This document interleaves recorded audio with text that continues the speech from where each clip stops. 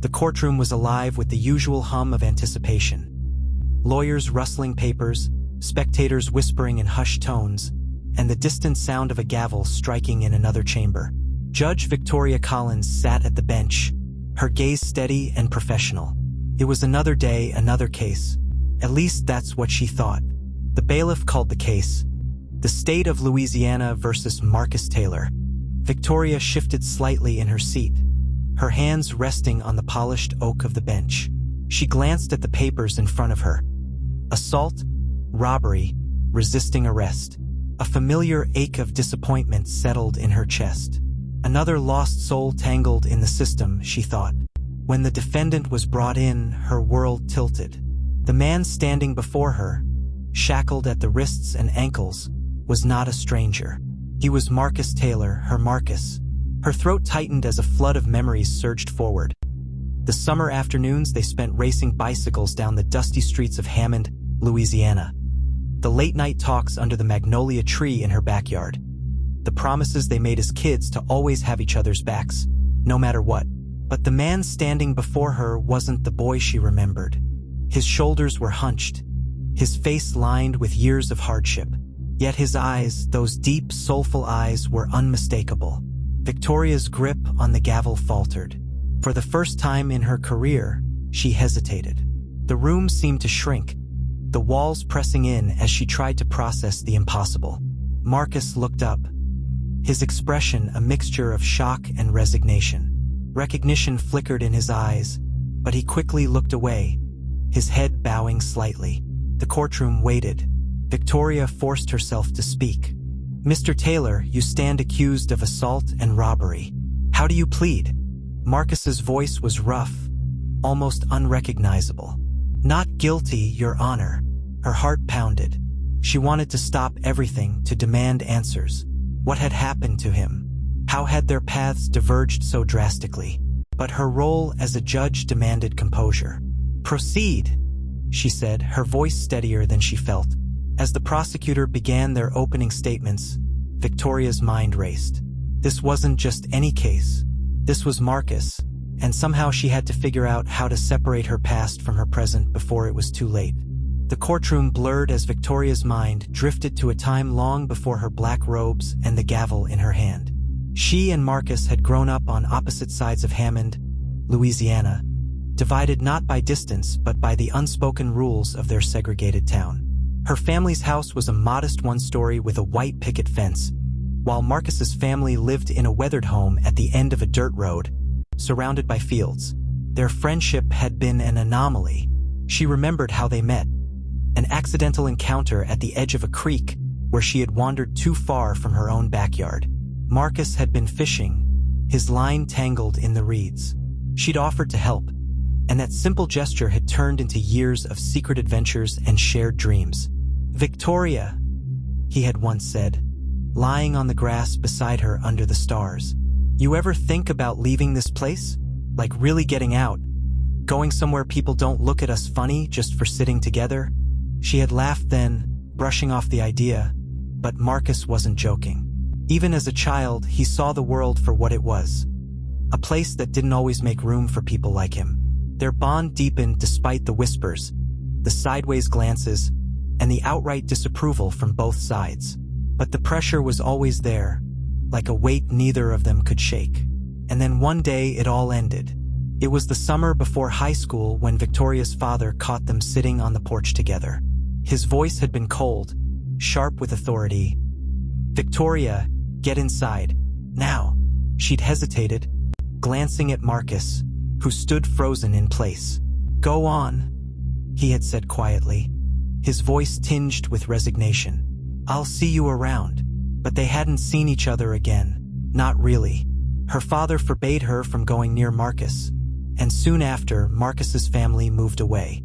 Victoria threw herself into school, her ambitions carrying her far beyond the town of Hammond. She went to law school, chasing dreams of justice and fairness, but she never forgot the boy who had taught her what courage looked like. Now, sitting on the bench, she wondered what had become of Marcus after she'd walked into that house and closed the door on their friendship. His record showed a series of arrests for minor offenses: petty theft, loitering, nothing that screamed a violent nature. But then again, how much of someone's life could you see in a few lines on a rap sheet? The prosecutor's voice snapped her back to the present. He was describing the alleged crime. Marcus was accused of assaulting a store clerk during a robbery at a convenience store in Baton Rouge.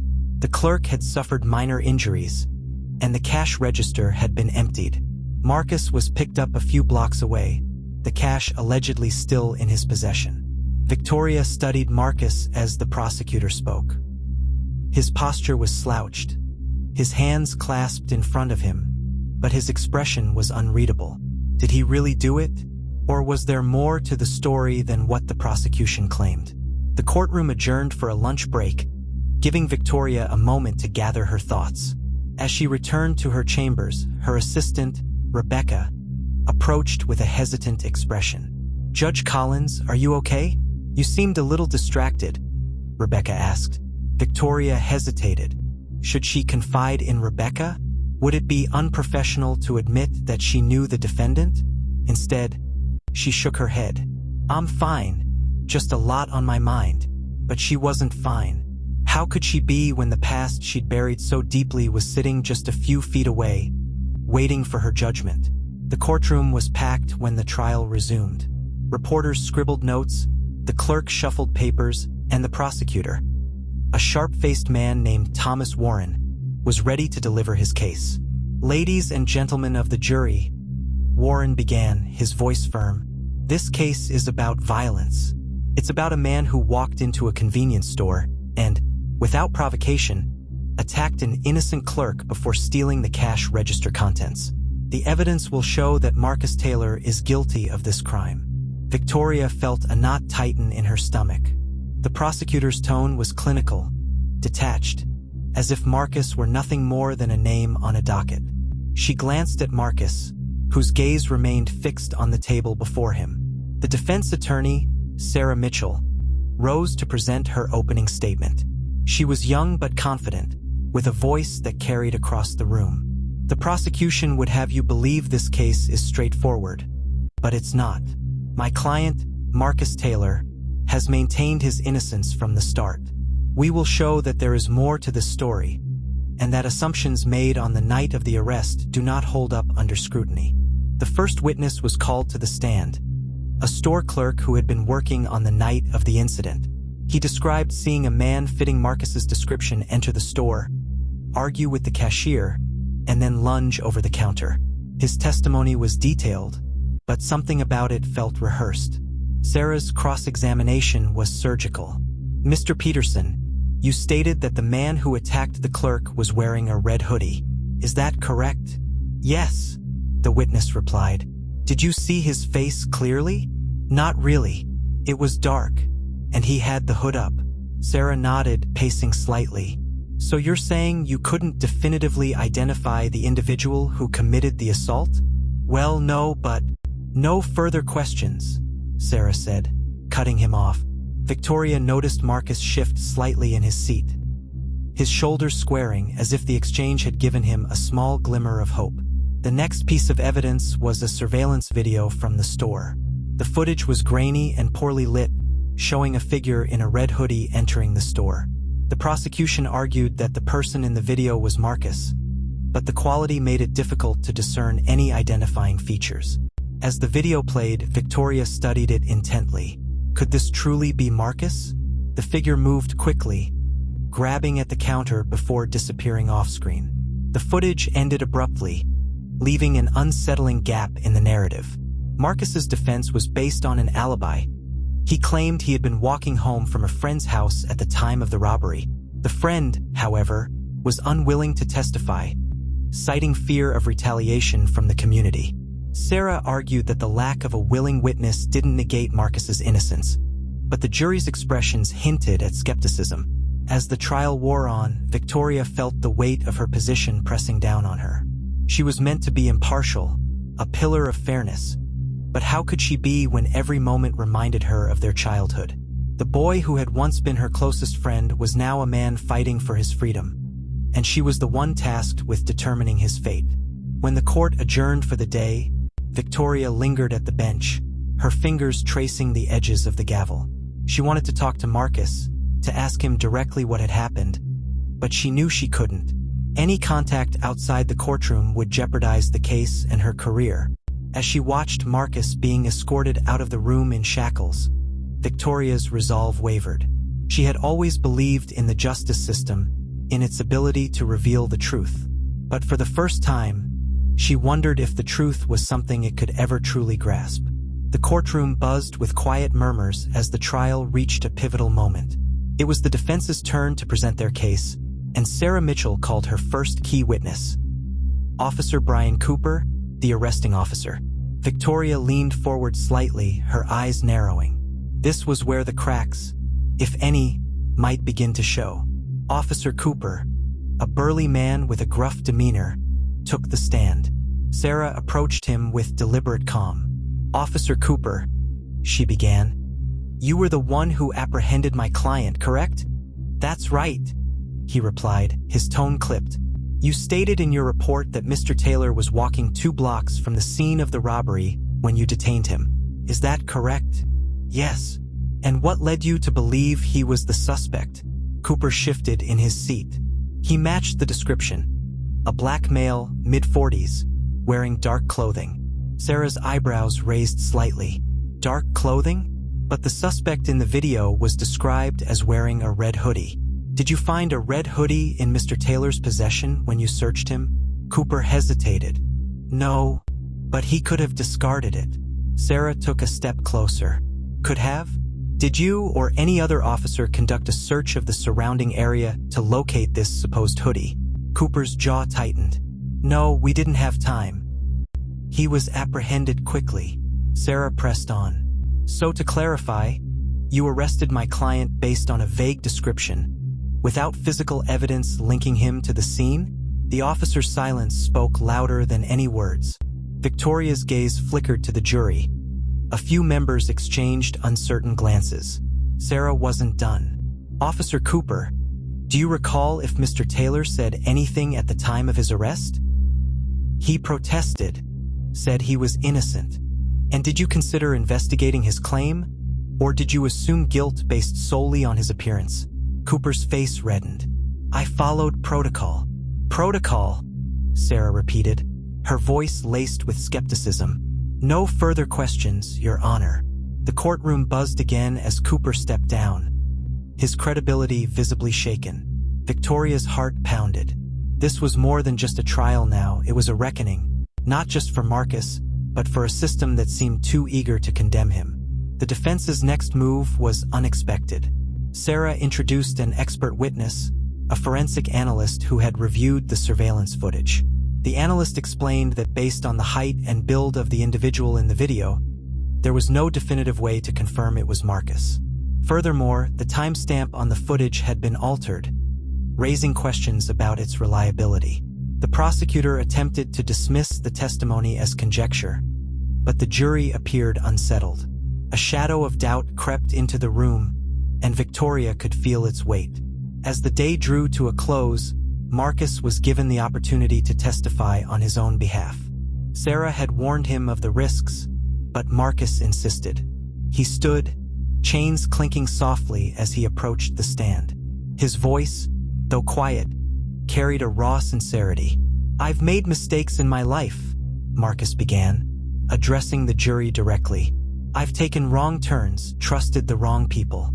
But I didn't do this. That night, I was walking home, minding my own business, when the cops stopped me. They didn't ask questions, they just decided I fit the bill." His voice cracked slightly as he continued. "I've been fighting my whole life, fighting to be seen as more than what people assume about me. But this, I'm tired. I just want the truth to matter." Victoria's throat tightened as Marcus sat back down. His words hung in the air, a plea not just for justice, but for humanity. She glanced at the jury, their faces a mix of emotions. Doubt, empathy, and uncertainty. This was it. The truth was no longer confined to evidence or testimonies. It was a battle of conscience, a struggle against the weight of prejudice and assumption. Victoria knew that her role wasn't just to uphold the law, it was to interpret it in a way that served true justice.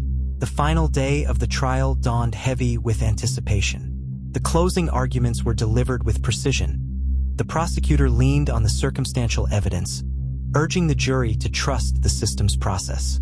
Sarah, however, pleaded for the jury to see beyond the surface, to consider the holes in the case and the humanity of the man on trial. Victoria listened intently, her face impassive but her mind racing. Her role was clear. She could not sway the jury, but she would have the final word if their verdict left room for interpretation. The burden of ensuring justice weighed heavily on her.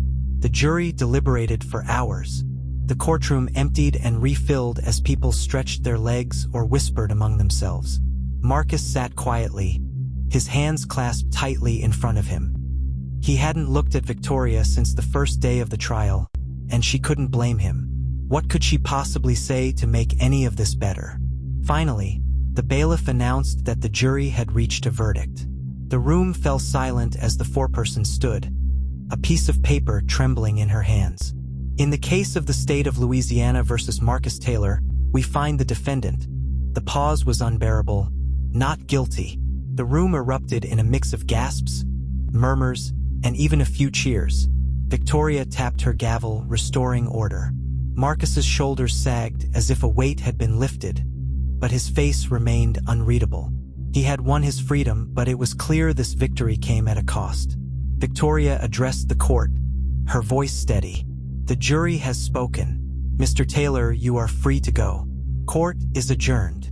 As the courtroom emptied, Victoria lingered behind, watching Marcus as he signed his release paperwork. For a moment, she thought he might leave without a word, but then he turned and approached her. The room was nearly empty now, just a few clerks tidying up and Rebecca gathering files.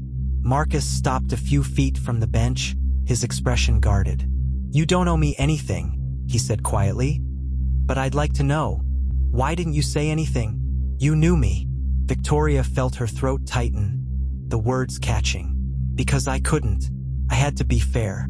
If I'd said something, it might have jeopardized the case." Marcus studied her, his face a mix of hurt and understanding. "Fair," he repeated.